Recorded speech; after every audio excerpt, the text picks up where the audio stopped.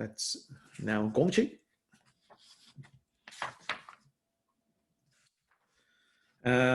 In another class, we were looking at this Vajra statement, you know, mind also arises from mental events, you know. In one modern commentary that's translated into English, the author at the end of that commentary line says, I think this is what it means. I think the only instance in the book where he says, I think this is what it means. Because again, like I said, it's a very subtle point. Statement 3 of chapter 2. That, you know, it's like, yeah, I get, okay, but what does it mean, you know? So I think it's something that will kind of become more clear through practice. But here practice doesn't mean you practice this. I mean, when you refine your mind, cultivate the mind, then when you've done enough of that, one day you come back and you read this statement, then the true intention of Kyoba Rinpoche in making this statement will become clearer. Like, oh, yeah. So this statement, I think, is like this.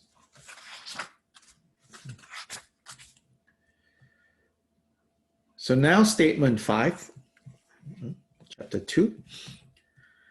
People claim that cognitive misorientation, remember cognitive misorientation is what other authors translate as ignorance. What I prefer as confusion. Sobish prefers cognitive misorientation. People claim that, so the Sanskrit is avidya. Vidya is like knowledge, clear knowledge. A is negation. People claim that avidya is merely one aspect of dependent origination. So here is referring to then the explanation of dependent origination as having 12 links, 12 parts. Then from there, one of the starting points, because it's circular, so you can really start anywhere, but normally one of the starting points is it starts with avidya, cognitive misorientation, confusion. Because of confusion, then the next link, then the next link, then the next link. Yeah. So it would be accurate to say that cognitive misorientation is one aspect of dependent origination, generally speaking, in the context of those 12. But here, Kyoba Rinpoche says, all 12 links of dependent origination are the movement of cognitive misorientation. And so what it means here is that, don't get too, I think, first point is, in these 12 links of dependent origination, no, sorry, I have not memorized the 12 links, but let's take a quick look again, yeah, on this. So when you look at these 12,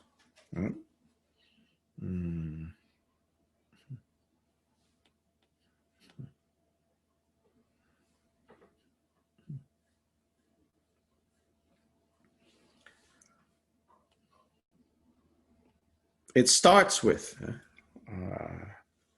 avidya, normally translated as ignorance. here cognitive misorientation. Because of that, it leads to samskara, not samsara, but samskara. Samskara is the activity of fabricating. So powered by cognitive misorientation, powered by avidya, then formations, fabrication happens. And when fabrication happens, then the consciousness that leads to arising, leads to becoming, arises. And that consciousness that leads to the arising or the birth, right, of a being,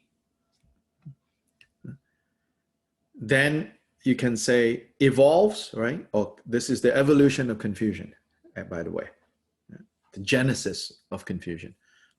Then that evolved into the division of mind and matter, mind and body.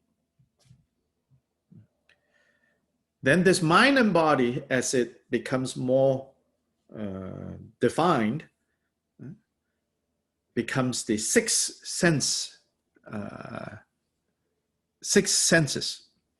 the six bases of sense experiences. Then these six bases of sense experiences will lead to contact with sense objects. And when contact occurs, then sensation arises, or feeling. Again, this is that feeling that I always talk about, not feeling the topic of songs, but feeling as in the very bare basic, either like, don't like, or don't care. So then feeling arises, vedana. And then when feeling arises, thirst or craving arises. When craving arises, clinging arises. When clinging arises, this force to continue to become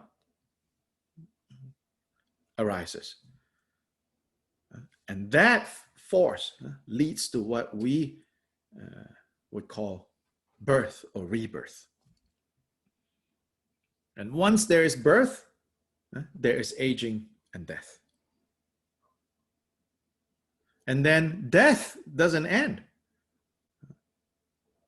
At death, all our karmic force and confusion propels us into the next turning of this cycle. So in this explanation of the 12 links, avidya is one, right, of the 12. But what Kyoba Rinpoche wants to say here is, he says, actually, you should understand that, yes, there is one member of the 12 called avidya, but what really drives the whole movement and the whole production of all 12 is always avidya. It's always being, so it's called the movement of avidya. So all 12 links. So if this is like a Ferris wheel, right? What propels, what moves this Ferris wheel is always avidya. It's always avidya. So Chodra's commentary, if avidya exists, the 12 links until old age and death, which is the end, the 12th of these 12 members, exist. And if avidya ceases, then the 12 links up until old age and death also cease. The Sanchayagata says that whatever being, whether minor, mediocre, or supreme, arises from avidya. This has been taught by the Buddha. We do not maintain that this avidya is like fainting to unconsciousness or like being blind. So what the meaning of this sentence is, avidya is not merely not knowing. So the English word ignorance can be misleading if we think, ignorance is simply like not knowing. So the example used here is like fainting or unconsciousness or being blind. Instead, avidya is a grasping of marks about which one is deluded and which obscure true reality, namely that which is the very root of the five poisons. So avidya is an active kind of avidya, active ignorance. So that's why, Sobish prefers cognitive misorientation over ignorance, because ignorance suggests, has connotations of simply not knowing. Here, avidya is active, which is actively knowing the wrong things, actively misperceiving, actively disoriented, misoriented, which is at the very root of the five poisons. Furthermore, such things as, quote, not knowing the earlier and later limits in the Artha Vinishchaya and other sutras is explained as cognitive misorientation. One should not see this explanation as different from the previous one. So in the notes, Chokidrakpa points out that avidya, marikpa in Tibetan, often translated into English as ignorance and the like, is not like fainting to unconsciousness, but is, quote, a grasping of marks about which one is deluded and which obscure true reality. He explains that it is not to be understood as a simple passive not knowing of something.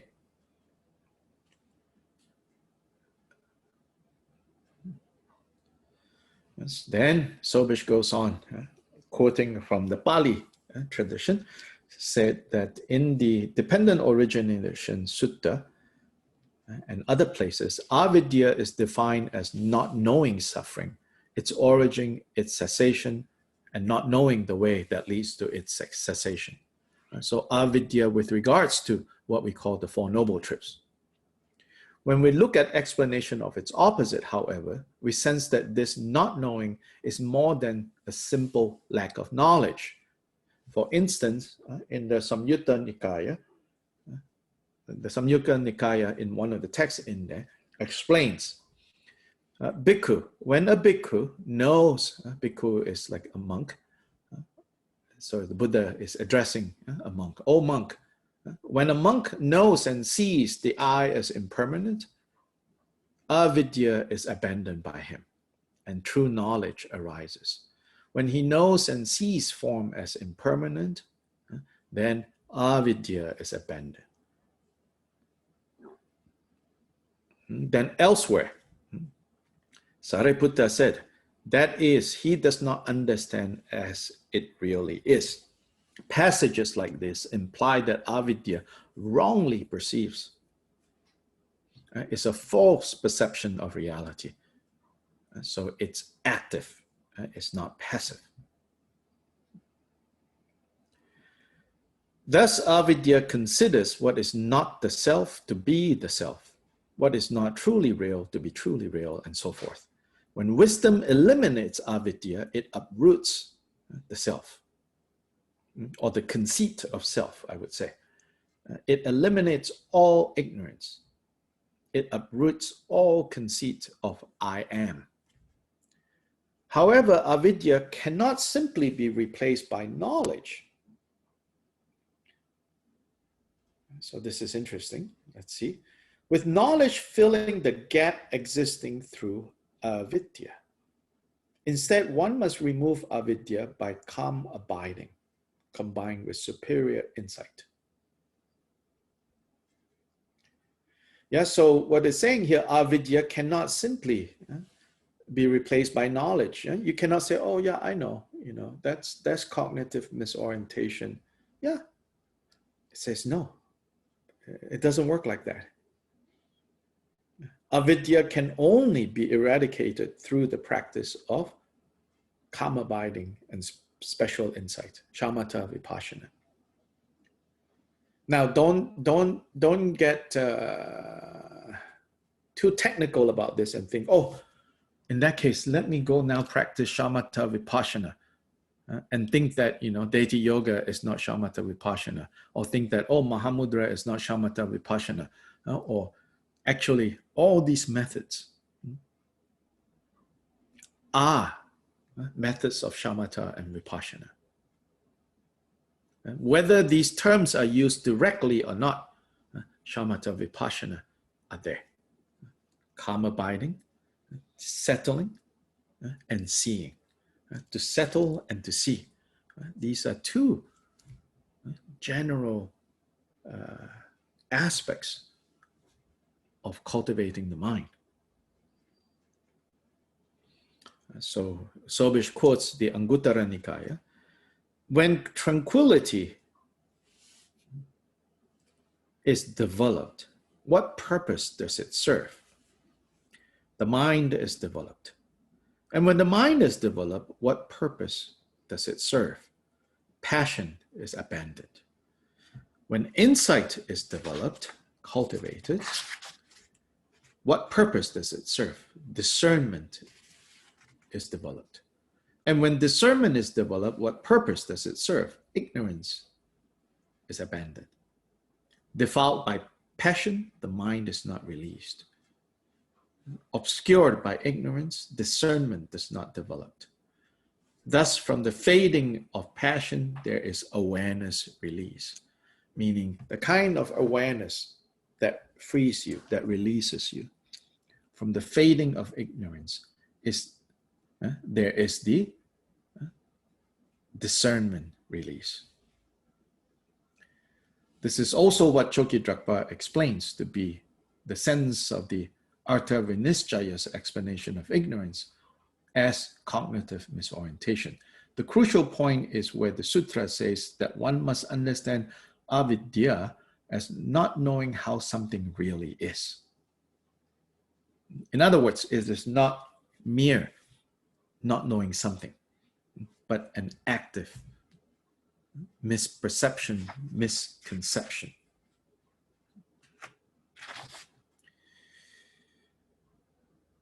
Now,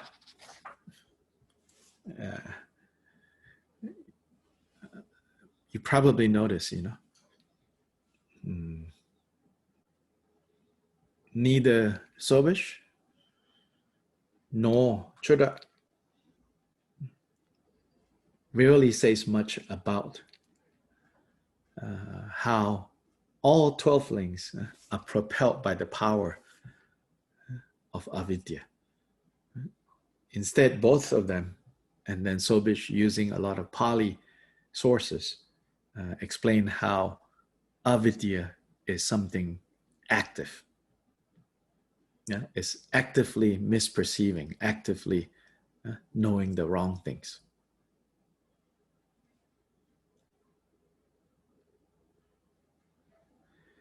Here, I feel that this statement is made probably in response to those who say, like the statement above, people claim that cognitive misorientation, avidya, is merely one aspect of dependent origination.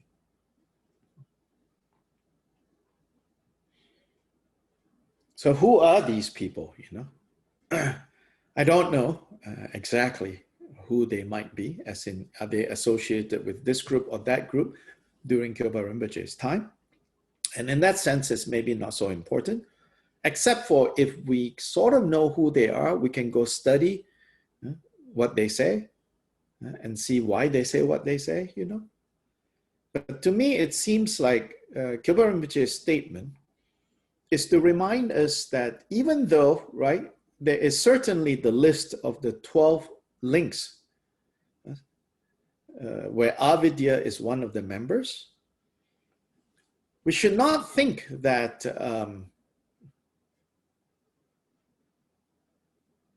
that the power and influence of avidya is just 1 point in 12 points. In the evolution of confusion, and that evolution in the next statement, it will tell us. We're not even talking about long span of time. And in fact, we're not even talking about 3 lifetimes. The traditional explanation of the 12 links of dependent origination tends to cut it into 3 lifetimes and say, this portion describes what comes from your previous life. This portion describes what's happening in this life. And this portion refers to next life. And that's also standard Theravada. Buddhaghosa, for example, one of the greatest Theravada masters, he will explain this as covering 3 lifetimes. In the next statement, Kyoba Rinpoche will say, actually, all 12 are complete in 1 instant. So this statement and the next statement is closely related. Yeah? All 12 are in 1 instant.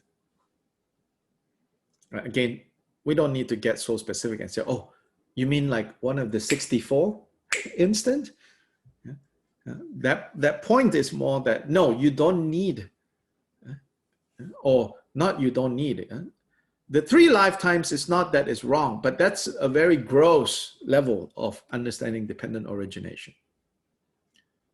But the principle of dependent origination, all 12 links in 1 moment.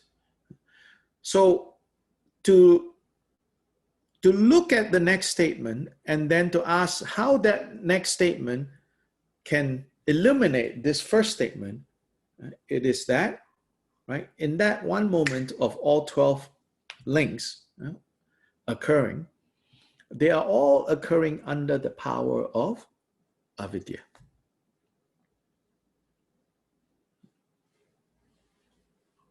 Avidya, so in a way, these 12 components, they are all the movements of avidya.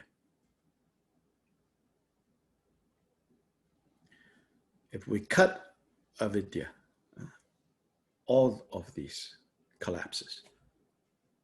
Meaning if we deprive this Ferris wheel, its power source, which is avidya, then it stops turning.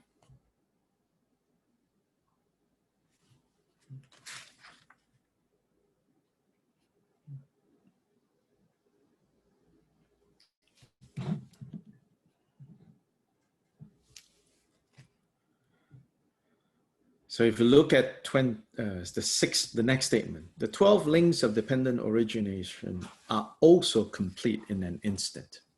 Are also is important because it means, yes, you can divide it into 3 lifetimes, but in every instant, in the state of confusion, all 12 links of dependent origination are present. Instead of what people say. People say that the 12 limbs of dependent origination are complete in 3 parts or sections. And so let's look at the commentary. Acharya Vasubandhu, one of the Abhidharma masters, said that the 12 links of dependent origination are complete even in the time it takes to slaughter a sheep. Buddhist examples are sometimes violent. It's like, what? The time it takes to slaughter a sheep, you know? Anyway, moreover, an even shorter period than that is illustrated in the story of the Naga Shramanera and Shuke's disciples who arose as Nagas. So luckily, Sobish will tell us what these stories are when we get to the note. The main, so the preparation, the beginning of the action, is the aspect of affliction. The main part, the execution of the deed, is the aspect of the deed. The conclusion, the sinking in, is the aspect of suffering. Thus, the three aspects occur as preparation, main part, and conclusion. In the same way, all 12 links of dependent origination are also complete in the instant of a thought, or the time it takes to snap one's fingers. If this is understood, it is clear why it is unnecessary that the abandonment of defects and establishment of qualities should all depend on long periods of time. It is taught that accomplishment too is possible just such an instantaneous circle of the 12 limbs. Although this is a profound vital point, it is easy to understand. He says it's not so hard to understand. Meaning the main thrust, right, the intention, so that's how the word intention is used in this text. The intention of Gyoba Rinpoche's statement is here. It is clear why it is unnecessary to think that the abandonment of defects and the establishment of qualities should all depend on long periods of time. When you understand that dependent origination is moment to moment, all 12. So all 12, the evolution of confusion is occurring, can occur within one moment, which then also means the reversing of this circle can also occur within one moment. In other words, don't think, that samsara is a matter of many lifetimes. Although Gyoba Rinpoche would say it is about many lifetimes, yes. But primarily, many lifetimes is the consequence of not understanding samsara is this moment. And nirvana, freedom from samsara, can also be this moment.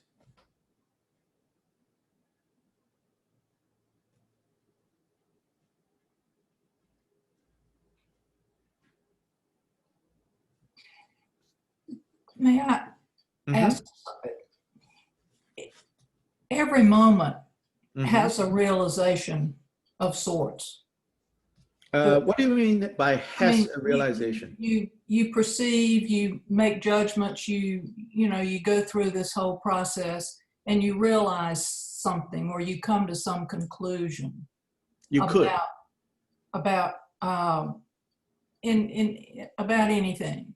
So what you're saying is this whole process occurs all the time, and at any point after practice, teaching, etc., that moment might result in a realization of nature of mind, emptiness. Yeah, dependent origination. All. Yes. Okay.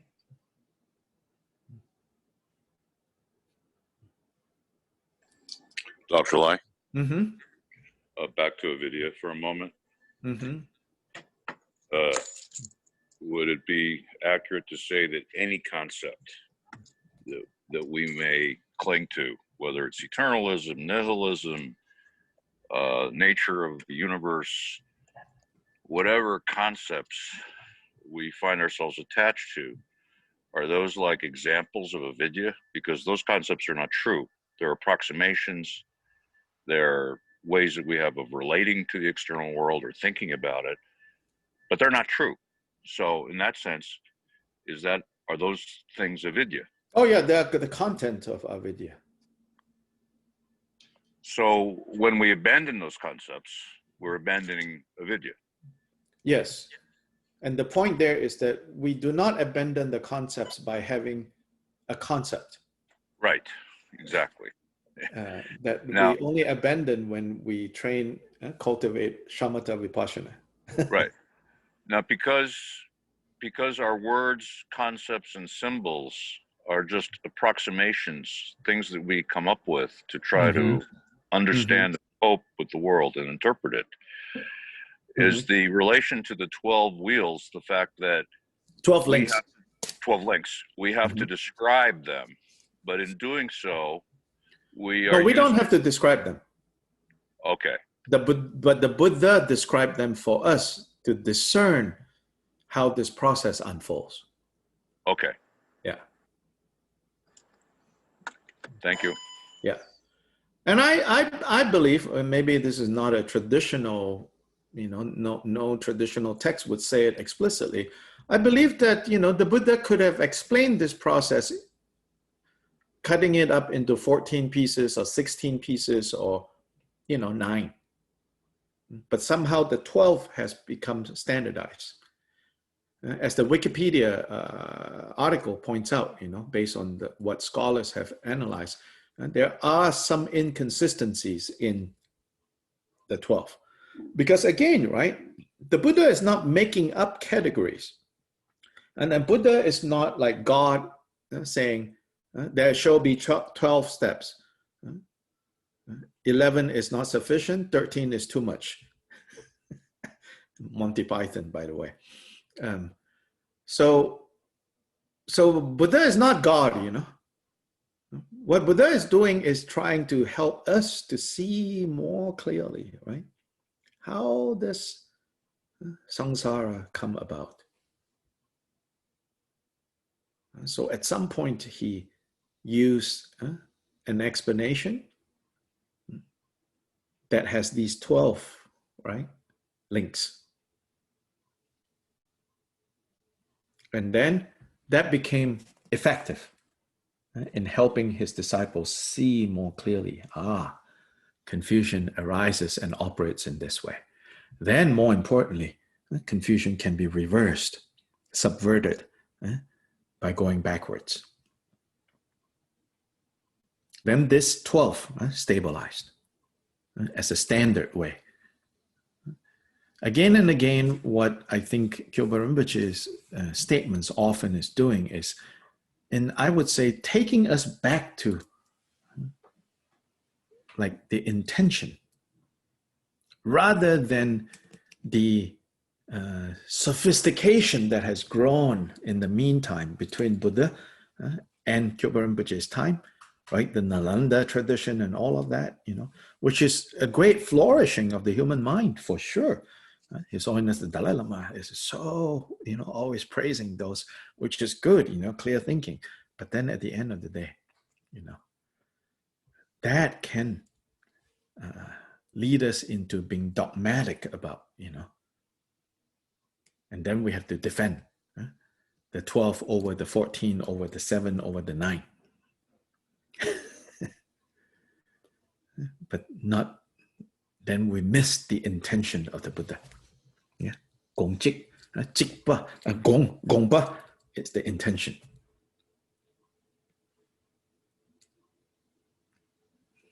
Okay, in the notes, 2.6, according to both Dorshema and Rinjangma. So here, remember the 3 sections, right? Called the preparation, the beginning of the action is the aspect of affliction. Then the execution of the deed is the aspect of the deed.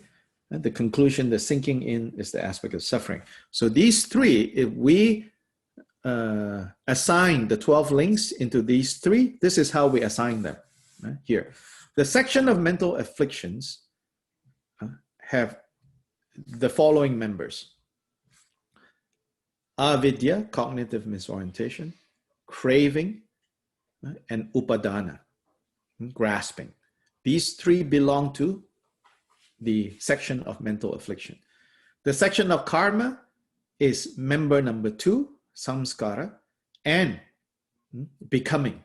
Here he translates as existence. I think it's better to say becoming, to become. Existence has a very static sense. Bhava has more a sense of it's a process. It's always a process with the connotation of stress involved. It's a process. So that intonation, it's a process, So becoming, yeah. Sort of in contrast to being. And being is cool, right? No stress, no burden. Bhava, So the wheel of existence, bhava chakra, right? That representation. I think the wheel of existence gives a unfair negative judgment. Oh, Buddhists think, existence is all suffering, right? I've talked about this. But it's not existence that is suffering. It's a particular type of existence where it's bhava, where it's a stressful becoming. Meaning, I want to be this, I want to be that, When you're sitting down, you say, I want to stand up. When you stand, after standing, you're like, oh, I want to sit down. Then when you are eating, right? When you're eating, you're satisfied for a little bit, and then you're like, oh, I want to be not eating. Right? Then when you're not eating, you're satisfied a little bit. After a while, it's like, oh, I want to be eating. Right? That's the becoming that we're talking about, constantly, right? When you're cold, you want to be hot. When you're hot, you want to be cold. When you just reach the right temperature, right? Then you're like, maybe this seat, can be more firm or more soft. That's bhava. And if our existence is like this, then of course it's dukkha. That's bhava. Then the third section, the section of ripening,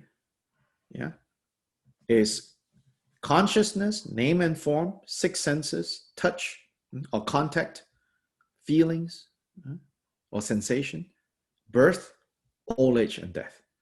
Then some people hold that one gradually completes these three sections in 3 lifetimes.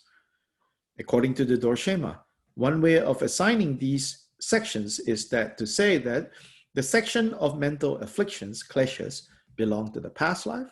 So because of mental afflictions, then it results in this life, which is the section on karma. Then, based on the karma that is created now, then it leads to the section of suffering, which is the future. So in Abhidharma discussions, they divide things up like this. Here, Kyopa Rinpoche said, it's all in one moment. That's more important to pay attention to the arising of all 12 links in a moment. And then more important even than that, the take-home lesson is, if the evolution of samsara is momentary, then freedom from samsara can be achieved, right, in a moment.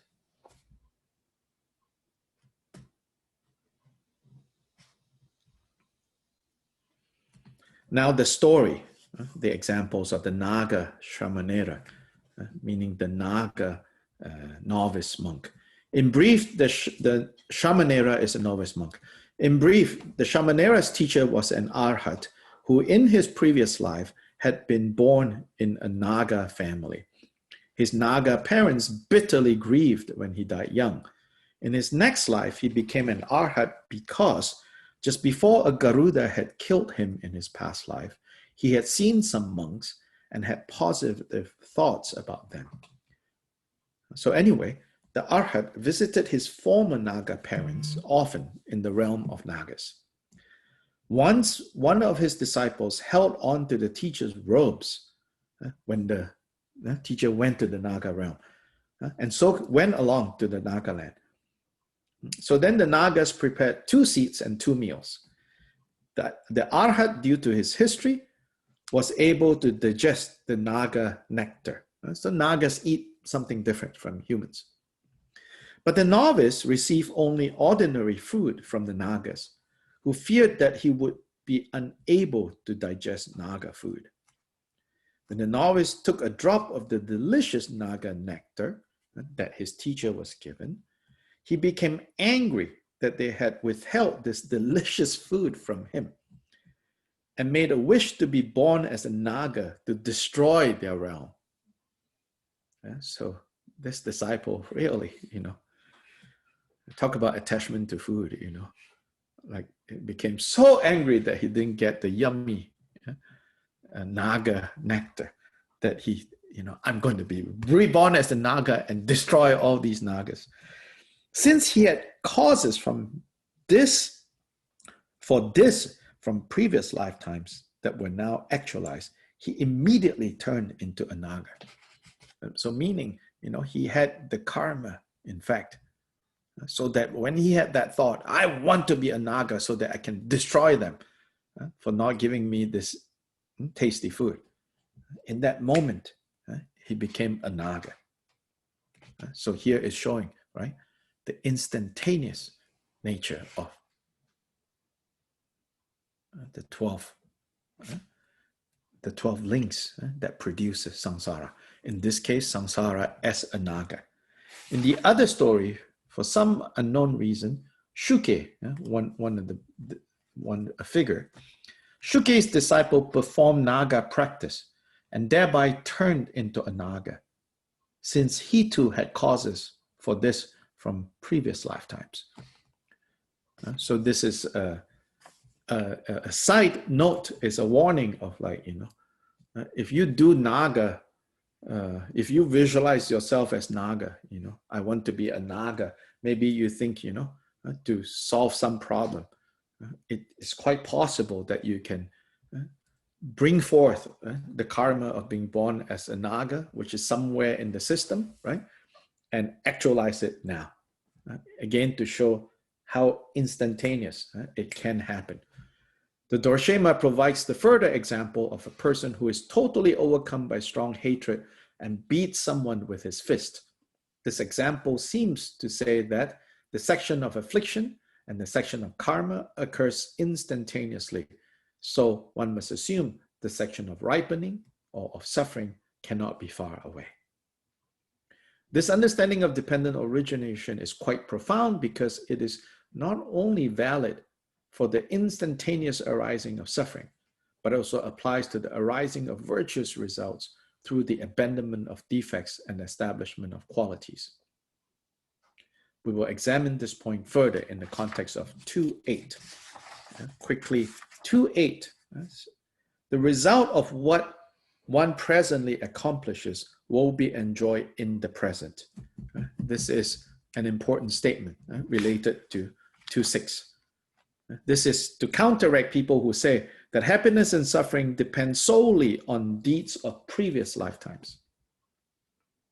So Kyobara Rinpoche said, no, actually. Yes, I think I've talked about this before in previous classes. Yes, generally, Buddha's teaching on karma involve an understanding of multiple lifetimes. That's important to appreciate. And when we do 2.8, I will repeat this. And it's important to understand that Buddha's teachings on karma, if you think through it, it is necessary to think in terms of multiple lifetimes. But don't get carried away by that and think that, oh, karma is always about things you have done many lifetimes ago. Because the results of skillful or unskillful action can be experienced in the present. Which is really saying that when you create something negative, you might not notice it in that moment. Already the burden has turned up. And often I would say your body carries it. So this links back to that statement about in confused existence is the body that takes the beating. And that's my translation of that statement. In confused existence is the body that takes the beating. The mind is kind of tricky, It will try to convince you, everything is fine. But the body doesn't lie. The body doesn't lie. So in a way, you can say, like blood pressure, it's very honest. It's very honest. You might think you're doing well, but your mind is tricking you to kind of suppress all your stresses. then your body is registering all of it. So when we create something unskillful, yeah, the burden is already there, weighing on you. Likewise, if you create something virtuous, you know, the release is also there, supporting you. So you should have this view. 2.7 is like a bridge between 2.6 and 2.8. Yeah, which says, due to the disposition of the minds, the appearances too are different. So this has to do with, you know, two people will look at this quote unquote same thing, but because of our dispositions of mind, yeah, we perceive different things. We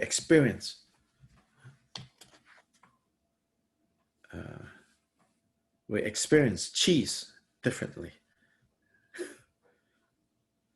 Some people think, you know, it stinks. Some people think it's just so delicious.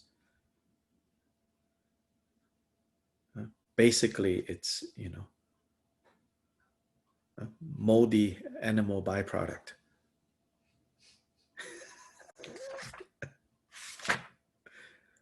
AKA cheese.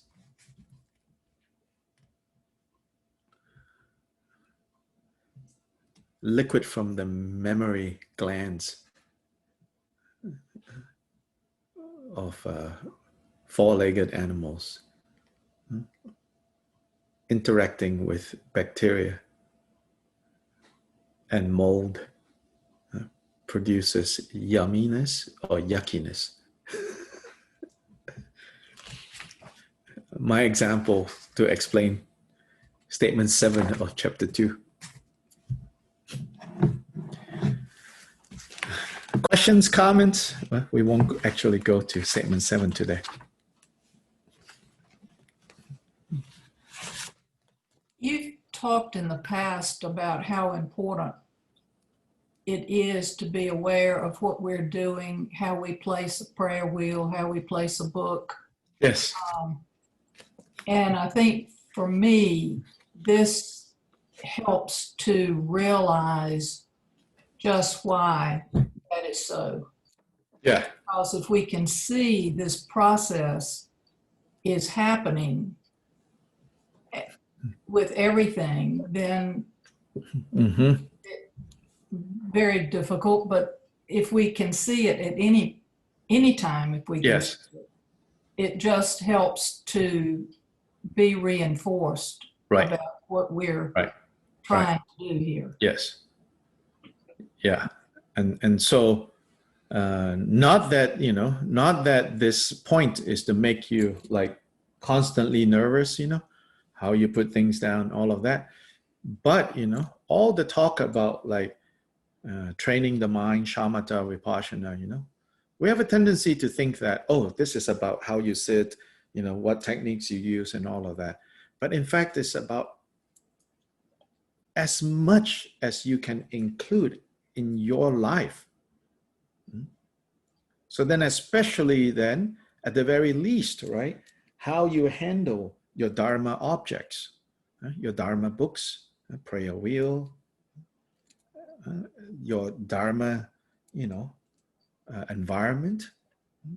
If you begin to pay attention in a skillful way, how you put things down, where you put your tea, where you put your coffee in relation to where you put other things, right?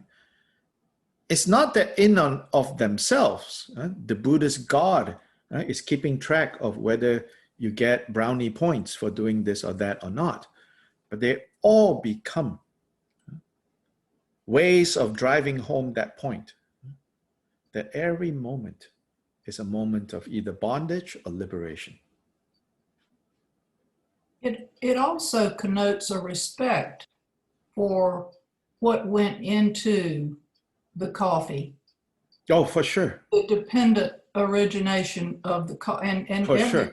Sure. If you can, for sure. I don't think you have yes. to be nervous about it. You can just have this understanding that everything somebody put something into. Yes. And we can appreciate the effort. And, you know, if we're far enough along, we can dedicate all of that to the well-being of all. I've always thought that, you know, like if you look at His Holiness Drigong Kyabgun Chesang, you know, in part, I guess you could say, although I don't know, maybe it is there, but in part you can say his kind of aristocratic background, you know, the family, maybe there's a part to play here. But beyond that, right, having said that, to me, when I look at him and his mannerisms, yeah, he carries a sense of like dignity and royalty, yeah, in the good sense of the word, around him. So that when he relates and he speaks to people, it's always regal, you know, that respect, so to say. Yeah. And it's refined, you know, in the way he addresses people, in the way that these mannerisms, and this is, you know, there's a sense of like dignity. So Trungpa Rinpoche talks about this, you know, like this basic dignity, this regal sense. Now, when that is contrived, then it becomes oppressive. The negative sense of kings, the negative sense of, you know, aristocrats, you know, where it's like imposing and forcing. But the positive sense is like it's a, even if, you know, it's dressed in the clothes of a beggar, and having food that you eat, having begged for your food, there is a sense of vastness and regalness and dignity. So it's this inner quality that can come forth. And truth, you know, little things, you know, seemingly minor little things. Not just like when we sit down and we chant and, oh, we begin with motivation, then the main part, then the dedication. Yeah, all those are, you know, are taught for a reason. But if we pigeonhole our Dharma practice into just those things, then we're missing so many other opportunities.